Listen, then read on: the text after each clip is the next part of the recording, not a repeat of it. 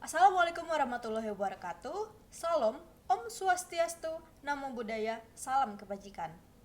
Kali ini saya akan memaparkan hasil tugas akhir semester saya dengan mata kuliah Hukum Persetujuan Khusus dan berjudul Perjanjian Jual Beli Melalui Internet atau E-commerce ditinjau dari Hukum Perdata. Nama saya Desti Rahayu Cahya Sara Putri dengan NIM 02011 381 924 345 akan menjelaskan sebagai berikut. Pertama-tama saya akan memaparkan mengenai latar belakangnya terlebih dahulu. Seiring dengan perkembangan zaman, ilmu pengetahuan dan teknologi semakin berkembang dan membuat pengaruh yang sangat besar untuk dunia. Perkembangan teknologi mampu mengubah pola pikir dan gaya hidup pada kehidupan masyarakat sehari-hari. Satu teknologi yang banyak digunakan oleh masyarakat adalah internet, di mana internet adalah jenis teknologi yang dapat bekerja tanpa batas. Internet dapat memudahkan kita dalam melakukan pertukaran informasi dan komunikasi dengan cepat. Elektronik dan internet menyebar di Indonesia dan menyebabkan perubahan sosial dalam masyarakat. Saat ini, kegunaan internet dimanfaatkan dalam berbagai jenis aktivitas, misalnya dalam bisnis perdagangan, menjalin kerjasama dengan melakukan transaksi jarak jauh, di mana cara bertransaksi jarak jauh dapat dilakukan dengan menggunakan media elektronik. Hal ini disebut dengan perdagangan elektronik atau electronic commerce, yang selanjutnya akan disebut sebagai e-commerce. Dengan begitu, transaksi dapat menjadi lebih efisien dan efektif. Transaksi e-commerce sama seperti transaksi perdagangan pada umumnya, adalah merupakan suatu perjanjian antar penjual dan pembeli. E-commerce memberikan kemajuan yang luar biasa kepada penjual dan pembeli. E-commerce memudahkan kedua belah pihak dalam melakukan transaksi jarak jauh. Di Indonesia, mengatur mengenai perjanjian jual beli melalui internet atau e-commerce. Selain diatur dalam Kitab Undang-Undang Hukum Perdata, yang selanjutnya disebut sebagai KUH Perdata, juga diatur secara spesifik dalam Undang-Undang Nomor 8 Tahun 2011 tentang Informasi dan Transaksi Elektronik. Selanjutnya disebut sebagai UU ITE. Berdasarkan ketentuan pasal 1 angka 2 Undang-Undang tentang Informasi dan Transaksi Elektronik disebut bahwa transaksi elektronik adalah perbuatan hukum yang dilakukan dengan menggunakan komputer, jaringan komputer, dan atau media elektronik lainnya. Pada transaksi jual beli secara elektronik ini, para pihak yang terkait di dalamnya melakukan hubungan hukum yang dituangkan melalui suatu bentuk perjanjian atau kontrak yang juga dilakukan secara elektronik dan sesuai dengan ketentuan pasal 1 angka 17 Undang-Undang tentang Informasi dan Transaksi Elektronik Nomor 11 Tahun 2008. Disebut sebagai kontrak elektronik, yaitu perjanjian para pihak yang dibuat melalui sistem elektronik. Sebagaimana dengan latar belakang yang telah saya paparkan sebelumnya, adapun rumusan masalah dalam penulisan yang telah saya buat. 1. Bagaimana keabsahan dalam perjanjian menurut UU ITE? Kedua, bagaimana penyelesaian jika terjadi sengketa dalam perjanjian jual beli melalui internet atau e-commerce? Selanjutnya saya akan memaparkan tinjauan mengenai perjanjian jual beli. 1.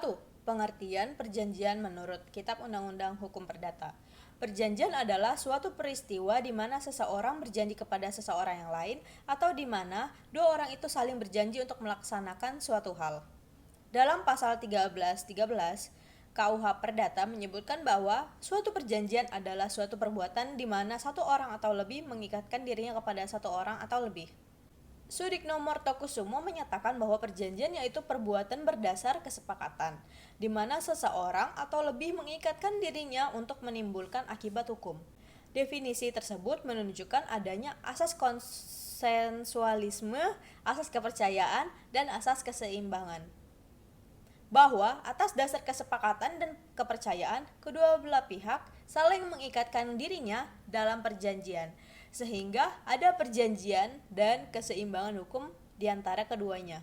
Pengertian perjanjian menurut Sudikno Mortokusumo di dalamnya mengandung asas konsensualisme, yaitu kesepakatan antara para pihaknya. Asas kepercayaan, yaitu para pihak saling mengikatkan dirinya dalam perjanjian sehingga ada perjanjian yang berdasarkan kepercayaan. Dan asas keseimbangan, yaitu berupa keseimbangan hukum di antara keduanya.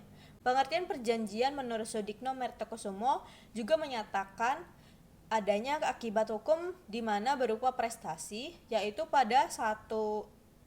kepada salah satu pihak untuk memperoleh prestasi dan pihak lainnya untuk melakukan prestasi. Syarat sahnya suatu perjanjian diatur dalam pasal 1330 KUH Perdata yang mengungkapkan 4 syarat, yaitu 1. Adanya kesepakatan kedua belah pihak. 2. Kecakapan untuk melakukan perbuatan hukum.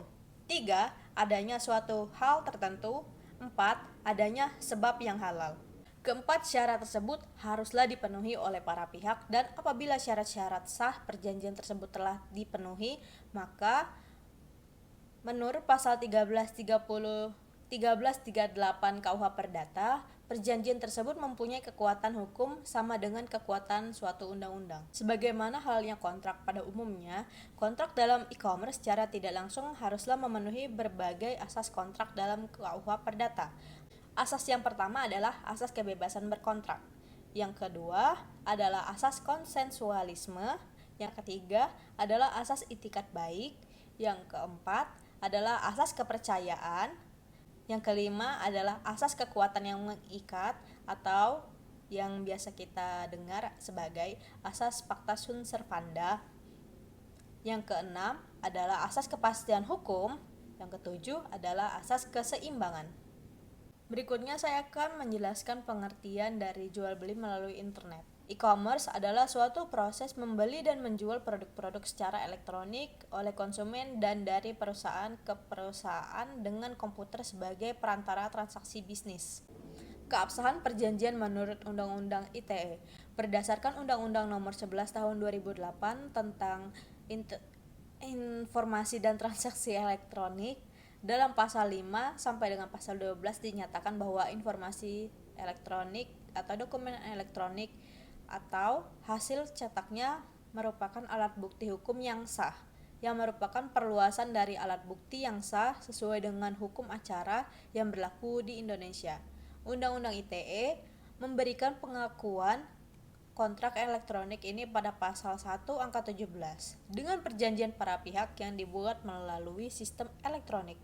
Selanjutnya mengenai sistem elektronik disebutkan dalam pasal 1 angka 5 dengan serangkaian perangkat dan prosedur elektronik yang berfungsi mempersiapkan, mengumpulkan, mengelola, menganalisis, menyimpan, menampilkan, mengumumkan, mengirimkan, dan atau menyebarkan informasi elektronik. Dalam pasal 5 dan 6 UU ITE menyebutkan bahwa informasi, dokumen, dan tanda tangan elektronik dapat sebagai bukti yang sah dalam bertransaksi e-commerce. Dianggap sah sepanjang informasi yang tercantum di dalamnya dapat diakses, ditampilkan, dijamin keutuhannya, dan dapat dipertanggungjawabkan sehingga menerangkan suatu keadaan. Penyelesaian sengketa dalam transaksi jual beli melalui internet yaitu sebagai berikut. Apabila salah satu subjek tidak melakukan apa yang semestinya dilakukan sesuai dengan dalam perjanjian, maka perbuatan tersebut dikatakan wan prestasi. Wan prestasi sendiri memiliki 4 macam, yaitu tidak melakukan apa yang disanggupi akan dilakukan, melakukan apa yang dijanjikan tetapi terlambat, melaksanakan apa yang dijanjikan tetapi tidak sebagaimana dijanjikan. Yang berikutnya, melakukan sesuatu yang menurut perjanjian tidak dilakukan. Jika terjadi wan prestasi, upaya yang dapat dilakukan oleh konsumen untuk menuntut ganti rugi dapat dilakukan melalui 2 cara. Yang pertama adalah litigasi. Dalam pasal 38 UU ITE yang menjelaskan para pihak dapat menggugat apabila dalam penyelenggaraan transaksi elektronik merugikan pihak lainnya. Dengan diakuinya alat bukti elektronik sebagai alat yang sah di pengadilan sebagaimana disebutkan dalam pasal 5 ayat 1, 2, dan 3 UU ITE. Maka alat-alat bukti transfer atau bukti pembayaran, SMS atau pesan dari media sosial yang menyatakan kesepakatan melakukan pembelian, nama, alamat, nomor telepon, dan nomor rekening pelaku usaha. Yang kedua adalah non-litigasi. Dalam pasal 39 ayat 2 UU ITE yang menjelaskan bahwa selain Penyelesaian gugatan perdata, para pihak dapat menyelesaikan sengketa melalui arbitrase atau lembaga lainnya.